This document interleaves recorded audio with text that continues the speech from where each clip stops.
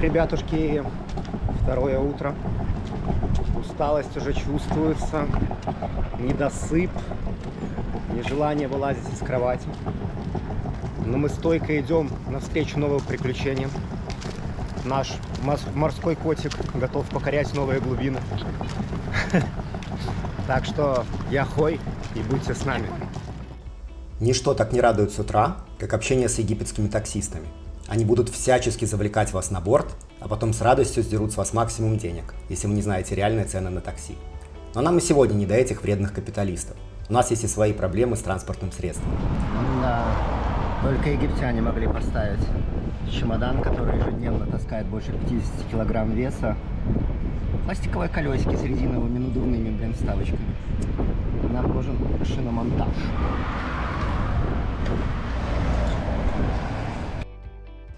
В ожидании хаба наш маленький дайвер собирается с мыслями. Сегодня ей предстоит полноценное погружение в открытом море. В таком деле пустяков не бывает.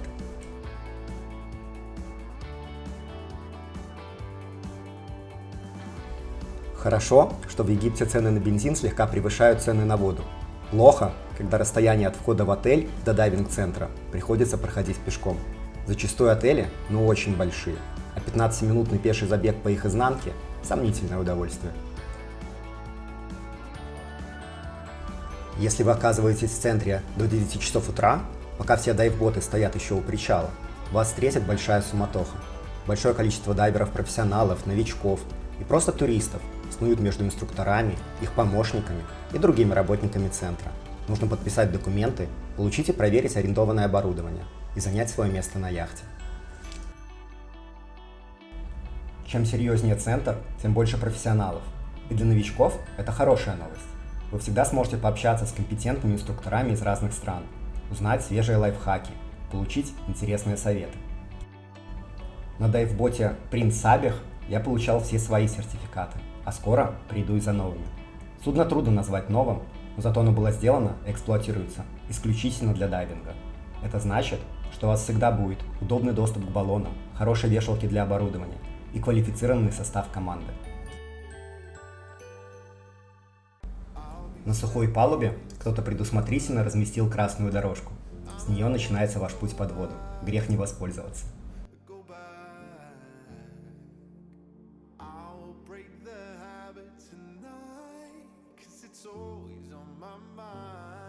Инструктора не ждут момента отплытия бота от марины. Ваш брифинг начнется практически сразу же. Дайверы-профессионалы расскажут об упражнениях, которые вам предстоит выполнять под водой, о дайв-сайтах, которые предстоит посетить, проконтролируют сбор акваланга и укажут на ошибки, если таковые имеются.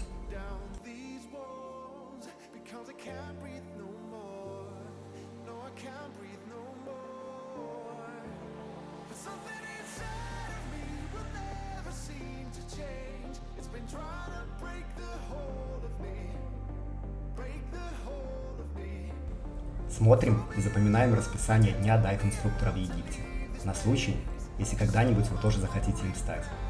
Эта работа трудна, связана с рисками, постоянным моральным и физическим напряжением, поэтому относитесь к вашему учителю с уважением и пониманием. От его комфорта зависит и ваша жизнь.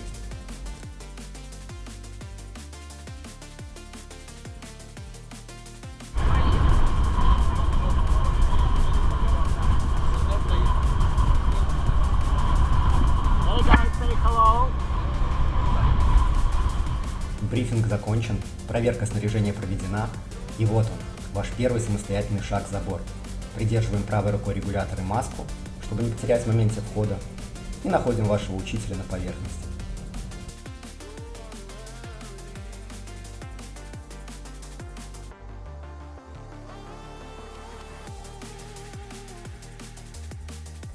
После первого дня обучения в закрытой воде теплое море уже не вызывает стресса.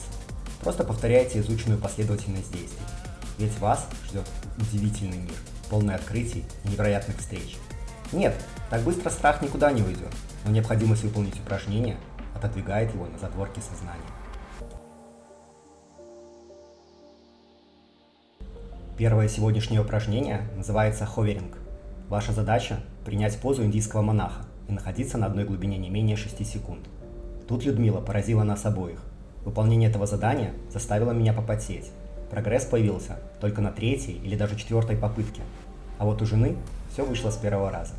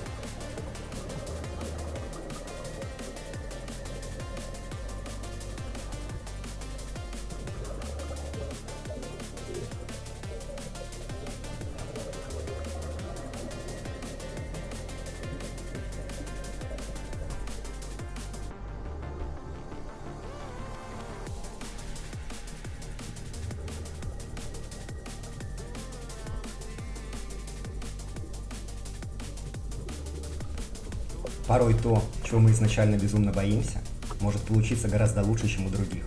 Победить свой страх – ваша личная заслуга. И, конечно же, заслуга талантливого преподавателя. Людовик – очень талантливый человек, особенно когда что-то нужно вызубрить по книжке. Она быстро совладала с техникой подводных знаков, но этим самым создала себе проблему. Когда инструктор показывает знаки «закончился кислород» и «дай воздух», она незамедлительно приходит на помощь, забывая о том, что инструктор в конце показывает, что это она сама должна показать ему, чтобы продемонстрировать передачу запасного регулятора и совместное всплытие.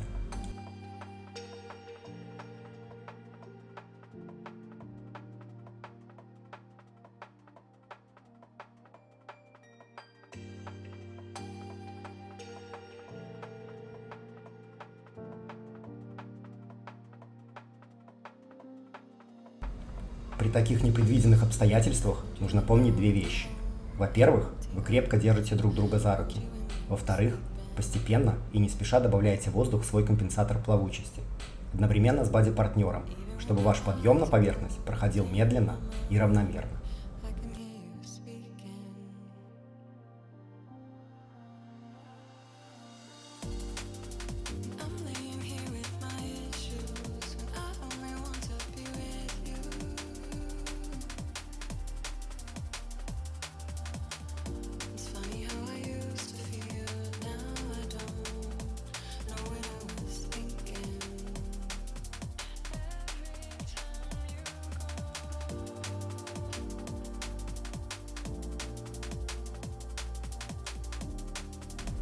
Первый учитель останется навсегда в вашем сердце.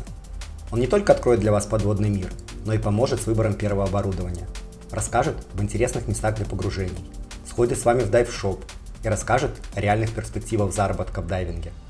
Кто же об этом не задумывался уже в начале обучения? И, конечно же, проведет вас самым интересным подводным маршрутом между упражнениями. Вы ведь не только должны научиться погружаться, но и правильно вести себя ниже уровня моря. Всегда стоит понимать, зачем оно вам нужно? Обучение в бассейне таких возможностей не предоставит. Обучение дайвингу ни в коем случае не должно превращаться в школьный класс, иначе любой ученик очень быстро потеряет к нему всяческий интерес. Кроме того, в процессе рекреационного дайвинга вы отрабатываете все свои навыки без лишнего напряжения.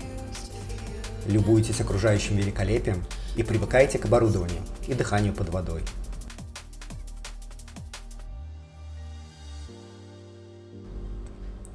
Наблюдая за тем, как мой маленький дайвер все меньше использует руки при движении, мое сердце наполняется гордостью и любовью.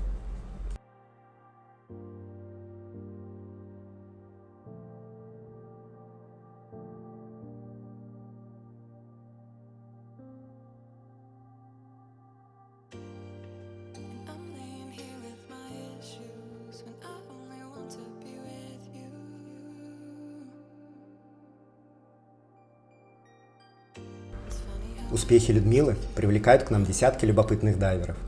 Шучу.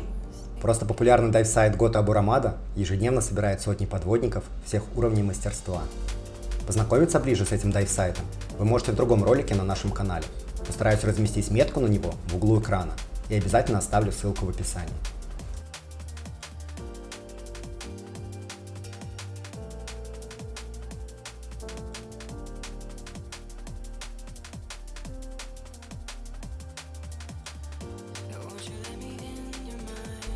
Подводные жители, будь то скаты или барракуды, никогда не спросят, есть ли у вас сертификат дайвера, и если есть, то какой. Им важна тишина и покой окружающего пространства.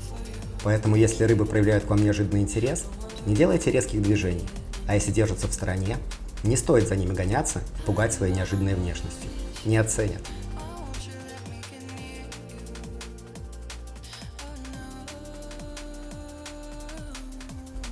Инструктор всегда сам покажет вам что-то интересное и укажет на опасность. Например, вот эта симпатичная рыба-крокодил, несмотря на свой спокойный нрав и умение маскироваться, относится к скорпеновым, а это значит, что иглы на ее плавнике крайне ядовиты, и трогать ее ни в коем случае не нужно.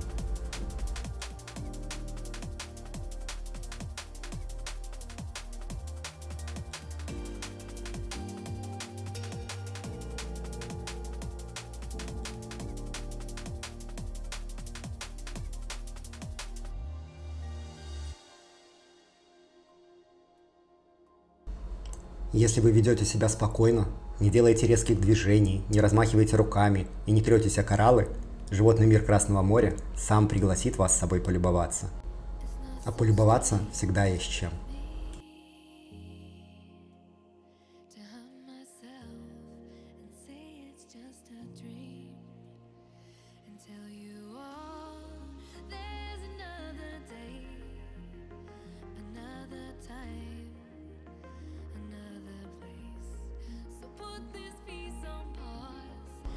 Только оцените плавучесть.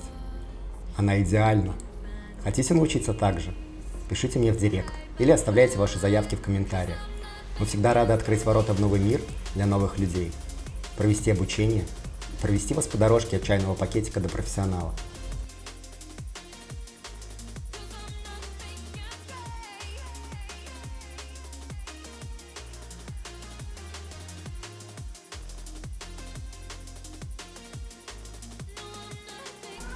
Растворяясь в великолепии кораллового рифа, мы не заметили, как прошло уже более 40 минут.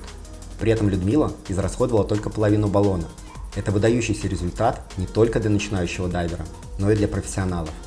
Тем не менее, мы не хотим задерживать яхту от перемещения в другую точку рифа и отправляемся на 3-минутную остановку безопасности, чтобы не получить кессонную болезнь и комфортно всплыть с 18-метровой глубины.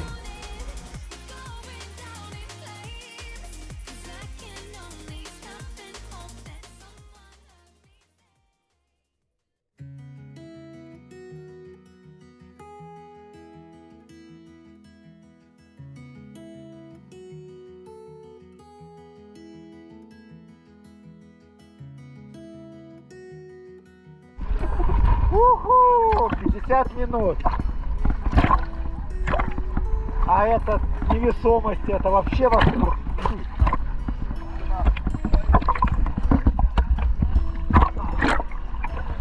Слезы сопли. Как ощущение?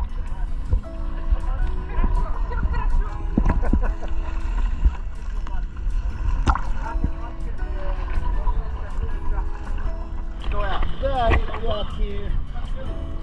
Прирожденный дайвер у меня будет. Прирожденный. Подготовка к следующему упражнению, работе с буем, требует предварительных разъяснений на берегу. Обратите внимание на еще одного персонажа, который присоединился к нашему брифингу. Это Юрий. В 11-летнем возрасте он получил ужасный удар электрическим током, лишился руки и возможности нормально ходить. Но его пытливый ум и страсть к приключениям помогли ему покорить Эльбрус и ежегодно прилетать к нам в Египет для подводных погружений. С непревзойденной стойкостью он постигает азы подводного плавания и уроки дайвинга.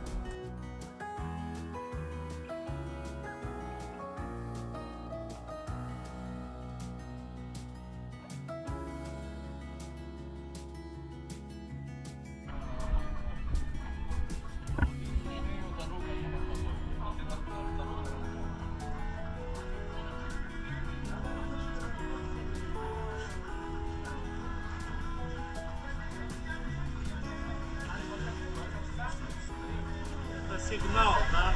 Да. Пожелаем Юрию успехов в его следующем погружении и незамедлительно последуем его примеру. Отправляемся под воду. Самую большую опаску у Людмилы всегда вызывала глубина. Не метры и давление само по себе, а возможность экстренно всплыть, если что-то пойдет не так. Но такое всплытие, даже 6-метровой глубины, может нанести серьезный ущерб вашим легким. Поэтому экстренное всплытие – наше следующее занятие.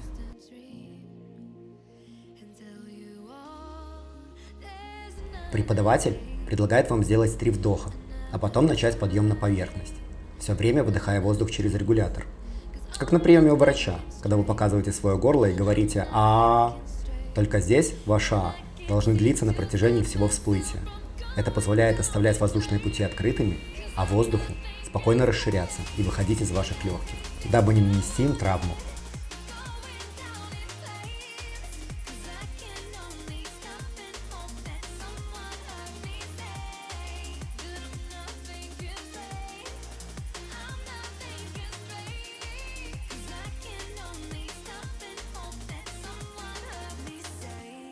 Поскольку упражнения сигнальным буем проводятся перед всплытием, у нас есть целых 100 бар в баллоне для изучения подводного мира рифа Гота-Бурамада. И мы пользуемся этим временем с пользой и удовольствием.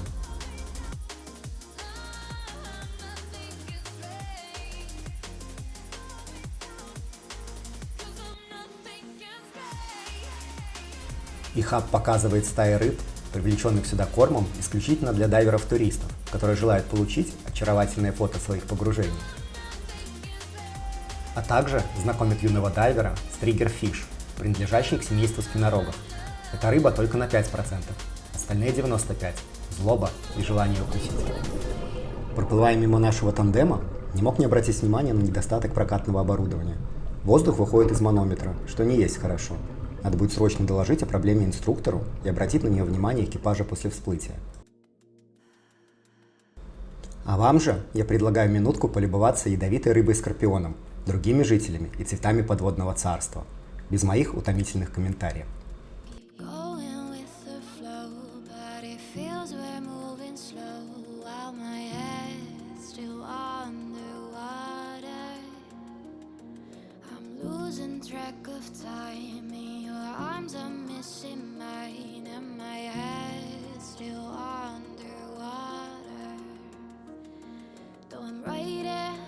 Right now, I'm still losing sense, it don't make sense, but I can keep on wondering about things I should have done instead. Though we're right here, and it's right now, gotta take the time to cross the line and find the place where we align. Am I losing my mind? Tell me why can I rewind? My head still on the water while my nerves are caving in. Oh, you take me home. I don't care how far we go to reach the stage where we belong and where we both become. Right there, it's right now. I'm still losing sense, it don't make sense, but I can keep on wondering about things I should have done. Нет, ну как тут сдержаться? Помните наш ролик «Можно ли поцеловать Мурену»? Если нет, ссылка в описании. Так вот, он действительно их целует, а обалдевшие от неожиданных ласк Мурены потом долго пребывают в прострации и задумчивости.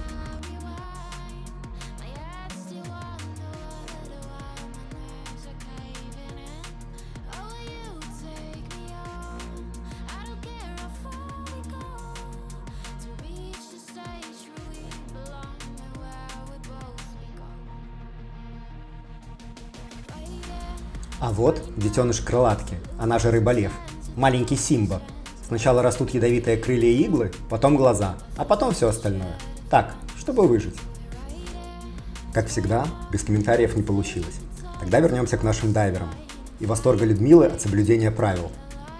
И хаб уговаривает Люду показать свою шедевральную невесомость еще раз, а Людмила четко усвоила главное правило – нельзя задерживать дыхание. Поэтому с завидным упрямством выпускает воздух из легких и остается на дне. Давай-ка, инструктор, делом займемся. Разматывай свой буй. Техника надувания этого сигнального устройства отличается от учителя к учителю. И Хаб предпочитает надувать буй из октопуса. Это действительно простой способ. Поднесли устройство к клапану, нажали кнопку, улетели вместе с буем собирать мед к Винни-Пуху, если вас не словят вовремя. Или, если вы не обладаете идеальным умением контролировать свое положение в воде. Я предпочитаю надувать буй через дефлекторы регулятора, отработанным воздухом. Как результат, мы не тратим напрасно воздух в баллоне, контролируем неспешное надутие устройства, нет необходимости извлекать октопус из положенного ему места. Каждому свое. Главная задача, чтобы буй оказался хотя бы на 3 минуты раньше вас на поверхности, и капитаны проходящих сверху лодок и яхт узнали, что под ними всплывающий дайвер.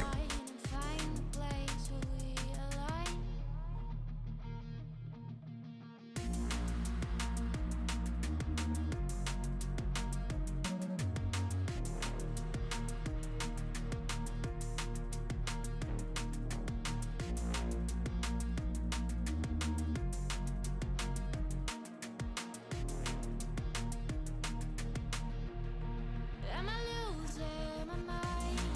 Tell me why can I rewind? My head's still underwater. А впереди крайний на сегодня подъем на дайв-бот. В этот момент мне всегда становится немножко грустно, ведь следующий дайвинг только через неделю. Хорошо, когда рядом оказывается человек, с которым можно обсудить погружение, все увиденное и пережитое. Попрощаться на время с одним из любимых рифов или просто посидеть на носу яхты, насладиться теплым ветром и приближением города, ставшего вторым домом.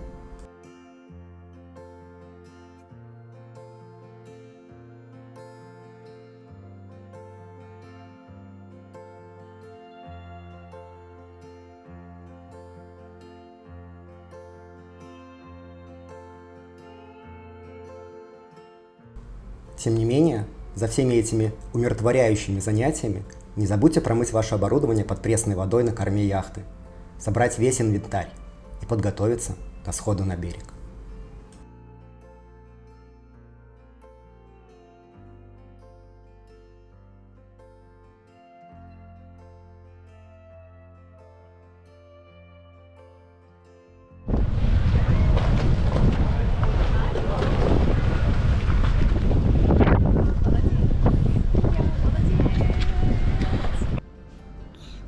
Сейчас мы пойдем посмотрим, чем этот молодец занимается после дайвинга.